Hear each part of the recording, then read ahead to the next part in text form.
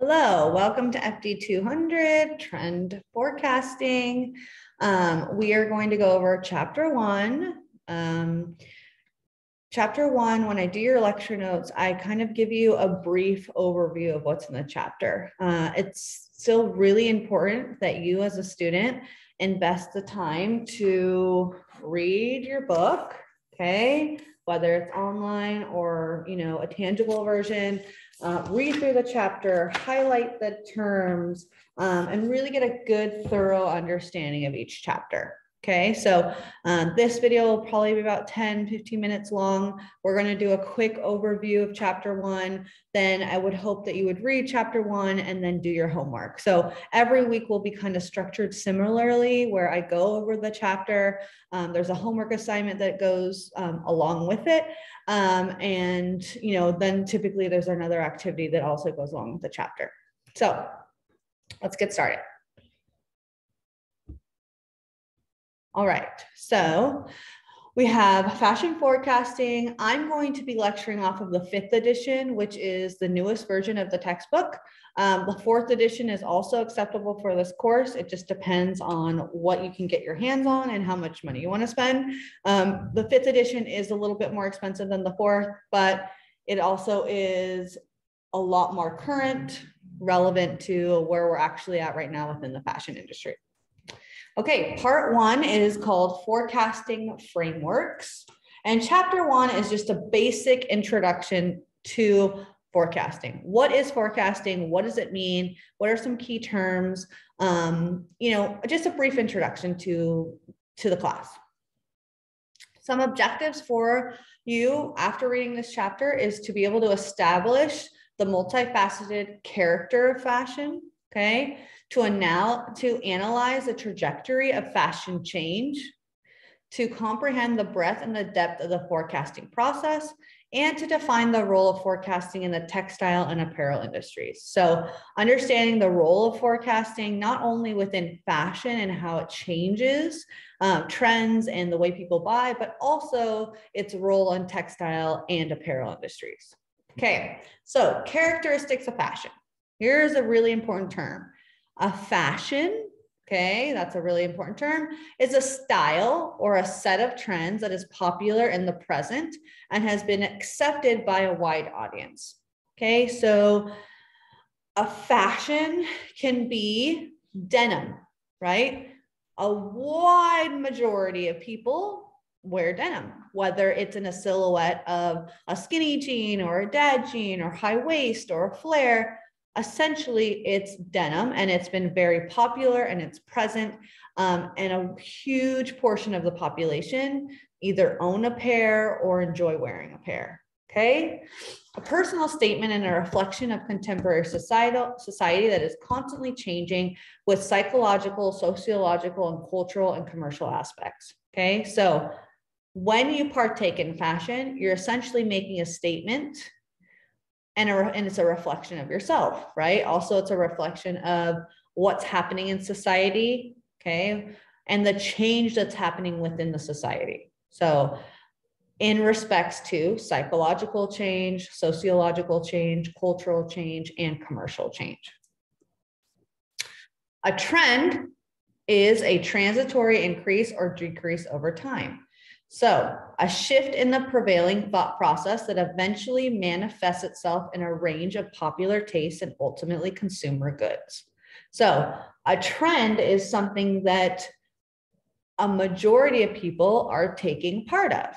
Okay, so I would say if we're talking about denim, which is a fashion, that's a big general, garment in the market, we can talk about a trend within denim would be maybe a newer silhouette that is kind of that baggier dad jean, right? So we're getting rid of that skinny silhouette and we're now trending towards a looser fitting, baggier, lower waist pair of denim, right? So it's a shift in what we think is cool and what we think we like, and it's now manifesting itself to becoming popular and ultimately being available to the consumer.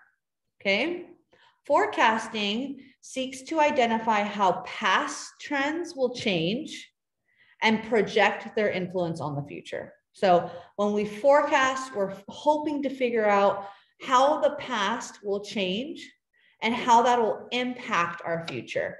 And we can forecast within everything. We can forecast within politics, within finance, within the housing market, within shoes, within trends, I mean, within fashion, right? So there are people in this world that forecast what is going to happen in the future by analyzing the past and how it's changing within society. So some characteristics of fashion: social and psychological, popular culture, change, universality, transfer of meaning, economic stimulus, and gender differences. Okay. A fad, another important term, is a trend of even shorter duration than a fashion. Okay. So a fad is something that is introduced, it gains rapid visibility, okay, and acceptance among a relatively small contingent of customers, and it fades quickly because it's not supported by a corresponding lifestyle change. So let's see, what can be a fad? A fad could be, well, what I'm hoping is a fad is low-rise miniskirts, right? A small amount of consumers are now taking part in wearing low-rise miniskirts, bringing us back to that early 2000s.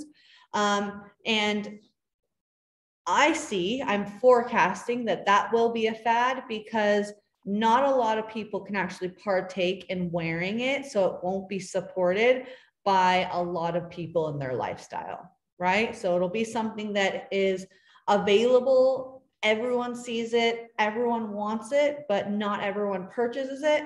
And then it goes away in a really short amount of time. A classic is an item or style that's introduced, gains visibility, okay? It generates multiple purchases or replacement purchases. So what that means is a classic is a garment that withstands the test of time. So let's talk about an example like the little black dress, right? It's been introduced many, many years ago, and if you buy a little black dress, you probably have purchased a little black dress multiple times, right? Because one season it'll have a frilly shoulder, the next season it'll be a midi length, next season maybe it's out of a velvet textured fabric, right? So you constantly continue to purchase the classic because it has great visibility and it's something that's a foundational piece in your wardrobe. And you constantly are replacing those purchases to update them to the modern time, okay? Typically, it'll reach a plateau level of widespread acceptance that endures for a long period of time with only minimal changes. So if we think about the little black dress, we think about very little changes that we do in order to update it. We never change what it actually is. It's always considered a black dress, right? Okay, here's a great graph for you guys to look at when we talk about fads, fashions, and classics, okay? So if we look at a fad, we can see that the number of adopters is not as high as a classic or a fashion, but the time that it's around is very, very, very short. So it's a very high spike in acceptance, and then it goes away, yeah? When we talk about fashion, it has a slower rise, it plateaus, and then it kind of fades until the new version of the fashion comes around. And when we talk about classics, it has a very wide number of adopters, it lasts for a very long time, and it never really goes back down. So it continues to stay very steady and a part of the industry that most likely everyone has a piece in their wardrobe. Yes? Let's talk about cool versus mainstream. Okay, so cool is a set of common meanings within a peer group that signifies a group affiliation. So what is cool can vary between groups and changes with time, right? So probably your group of friends think, you know, a certain trend is cool. And for me and my group of friends, since we're a lot older, we probably would never picture ourselves wearing that trend, so we do not deem it as cool, right? So between different groups, between different ages, between different time periods, there is a different set of meaning to the word cool and what that is deemed. Mainstream is the majority of all consumers. Okay, so when we talk about something being mainstream, that means the majority, 80, 70% of the consumers are in line with that trend or are in line with purchasing that garment. Okay, cool style falls approximately 12 to 18 months ahead of a mainstream style. So when we talk about something that is deemed as cool, it's typically deemed as cool by a group that is a tastemaker, someone that is a little bit ahead of the curve. They're ahead of the mainstream. So they're accepting a style and they're kind of deeming it cool, and then it filters down to the mainstream. So an example could be the mainstream is wearing skinny jeans, right? Because that's what we've been wearing for the last 15, 20 years. A group that deems that a new silhouette like the dad style denim is the new cool trend, okay, are going to accept it almost a year ahead of the mainstream. So it's going to take the mainstream, the majority of all consumers, about a year to catch up with what is cool set by a peer group. Okay, so once fashions that are considered rebellious are duplicated and mass produced by the fashion industry, they cease to be cool, right? So when we talk about that skinny jean and the dad jean, once the mainstream adopts the dad jean, right? Like, so your mom and dad start wearing that, or you're, you know, someone that is not as cool as you are, once that is adopted by the mainstream, essentially they stop being cool, right? So that group that deemed the dad jean cool is already moving on to the next silhouette. So maybe that next silhouette is a very low rise flared denim. Okay, so they're moving on to the next thing. Trend forecasting and practice. Okay, trend forecasters locate the source of trends. So the first thing that they do is locate it. Where did it come from? Did it come from the streets of Denmark? Did it come from a subgroup of punks? Where are we seeing this? Where is it located? Okay, then they use their skill and their knowledge to make the connections between them and identifying the emerging concepts. So they're finding out where the source of the trend is, then they're translating that to what it means to the fashion industry. So if on the streets of Denmark during Denmark Fashion Week, I am seeing, you know, tastemakers wearing neon sneakers with patterned socks, and I see that multiple times, and I'm a trend forecaster, then I know that at some point that is going to be something big for the mainstream, right? So now I'm going to relay and translate that information to the companies that I work for and saying, you guys need to either start designing or buying sneakers that come in brighter colors, and also have an array of sock options that come in patterns and textures. Maybe they're not as extreme as the ones I'm seeing on the streets of Denmark, but they're a version of that that can create the connection between the tastemakers and the mainstream. Okay. One major thing that all forecasters have in common is frequent travel. You need to get out of your element in order to see what other people are wearing. That's how we identify trends, right? So we're constantly aware, constantly taking notes, constantly taking pictures of what other people are wearing. Typically, trends come from the street, right? What is street style? What are people wearing in the street? Yes, then you can go and divide it into subcultures and what different groups are doing. But traveling is what is going to be the, you know, the most thing that, you know, the thing, that common thread between all forecasters. Abstracting, analysis, and synthesis. So abstracting identifies underlying similarities or differences across ensembles and design collections. So when we are abstracting essentially a collection that went down New York Fashion Week, we are identifying what are the similarities. So if I watch the, you know, let's say I watch Sally LaPont show, and I watch a Couple show and an R13 show, and then I'm taking those three shows and the images and the notes I've taken, Then I'm trying to identify what are the similarities here? What did all three designers show? Did we show a lot of leather? Did we show chains? Did we show low slung silhouettes? Are we doing pattern mixing, right? Are we doing platforms, or is everything very minimal, right? So what are some underlying similarities? And also, what are the differences? How is each designer interpreting what's going to be next for the season? Okay. An analysis, a phenomenon is dissected to achieve more complete understanding of its components. So after we abstract and we identify the similarities and the differences, then we're doing an analysis to dissect and achieve essentially a more thoughtful and complete understanding of what those similarities mean. Okay, so I'm seeing that we have a lot of leather, I'm seeing that we have a lot of chains, and I'm seeing very low slung silhouettes. What does that mean for fashion? Okay, what does that mean for fall 2022? Is that the direction that we're heading in? Is that the forecast of trends? Okay, synthesis is a creative reintegration of the parts. So after we analyze the results, now we're synthesizing the results and we're creating, okay, we're visually creating a reintegration of all the aspects of what we've abstracted. Okay, let's talk about trend reporting. Okay, a trend report describes the basic elements of a trend. So the way that we do a trend report is typically we create a trend map that details the stage in development and the probable importance of each trend.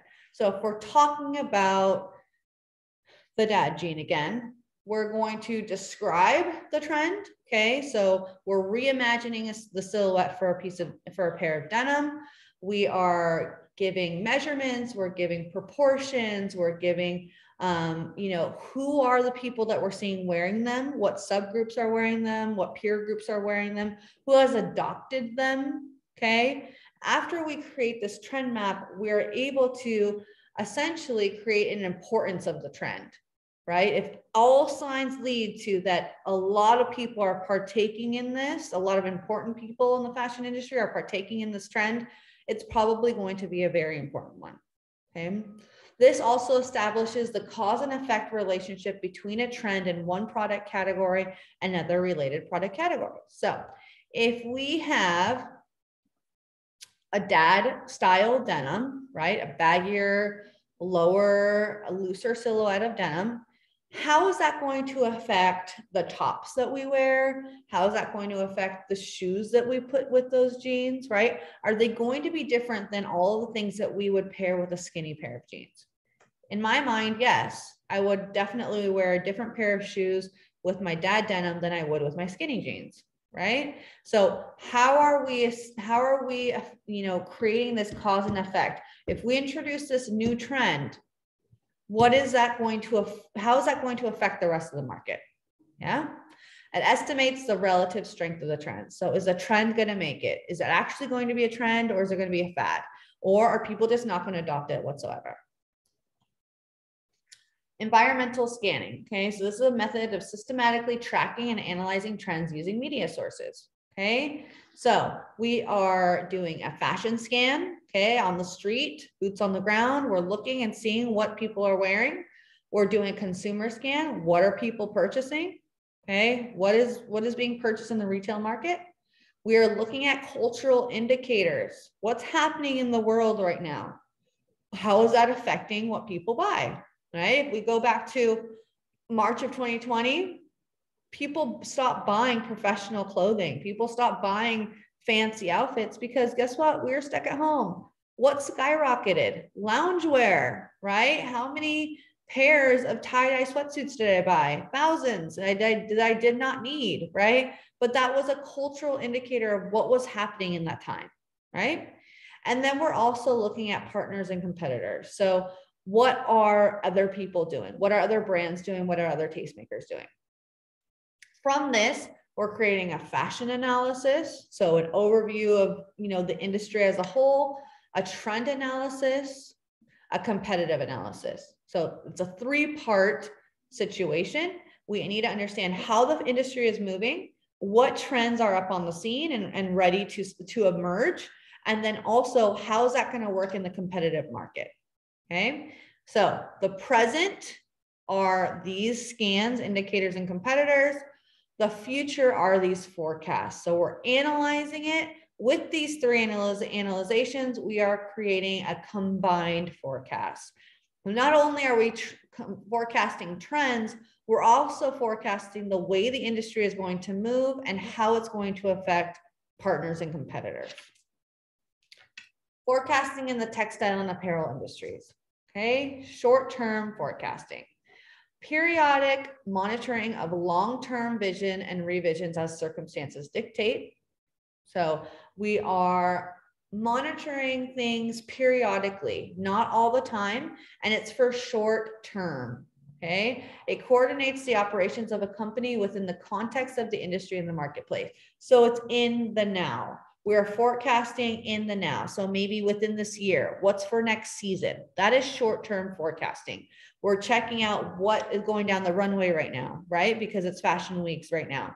What's going down the runway? What are people wearing on the streets of Paris? What are the brands that are being the most applauded? What are the things that are being most tweeted and talked about on social media? Okay, now we're taking that information and we're putting in the context of our industry and our marketplace. So if I'm taking everything from Paris Fashion Week and I'm analyzing what I've seen, now I have to bring that into putting that into context for the Southern California marketplace, which is totally different than a New York marketplace.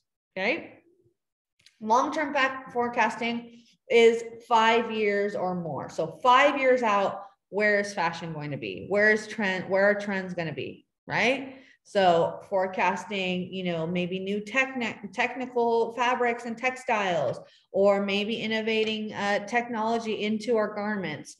I don't know because I'm not a forecaster, but that is very large scale forecasting.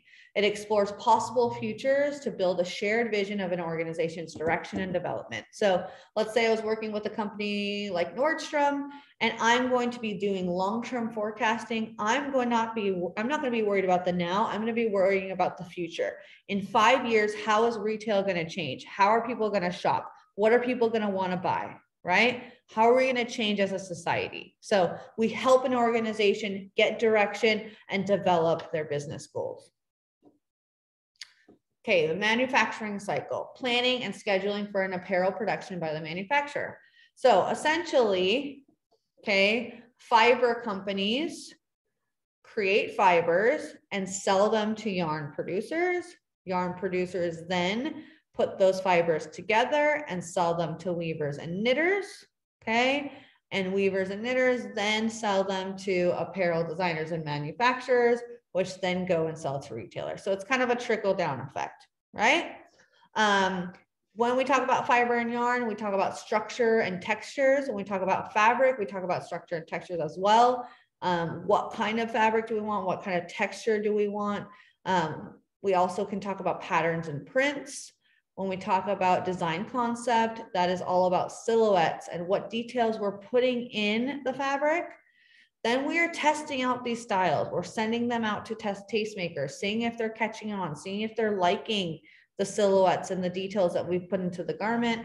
And then we are forecasting the sales. Okay, based on the style testing, we're figuring out if people are going to adopt the trend within the manufacturing style cycle, and we are forecasting sales. Okay, long-term forecasting. The time horizon here is more than 2 years ahead of the selling season. We have to think about economic cycles, right? What's happening with inflation, supply chain issues, lifestyle trends. Are people going back to work? Are they staying at home? Social trends. Are we now okay? Are we now interacting with people and feeling comfortable being outside? Consumer preferences. Are people wanting to get dressed up again? Or are they still in loungewear? And then trends in the arts. What's happening in popular culture? Are we getting influenced by a certain music genre or TV show or film, right? So what's happening in the arts? Short-term forecasting, again, the time horizon is typically up to 2 years, but within that range, and we're just a bit ahead of the selling season. So we're kind of working in the now. What's happening now? Okay, forecasting as a career. Okay, this business focuses on creativity, analyzation, paying attention to detail, understanding why people wear the things that they do. Translation of imagery and trends is really important. A great way to start this career is by getting an internship. Okay. I've listed here a bunch of organizations, but something that's probably the easiest for you guys is to work within retail, trying to get into a buying office or fashion reporting service, or forecasting agencies and consultancies as an intern. So essentially working for school credit. Then creating a portfolio of trends that you think are going to be important. And lastly, reading all about fashion forecasting, reading the runways, reading Business of Fashion, reading WGSN, getting informed on what's happening within the industry. All right, that concludes our lecture for today. I do suggest that you go and read chapter 1 after you've watched this video and then complete your homework. Remember that you do need to complete your discussion, the let's get to know each other, by next Tuesday at 11:59 in order not to get dropped from the class. So have a great day, you guys. I will see you next week.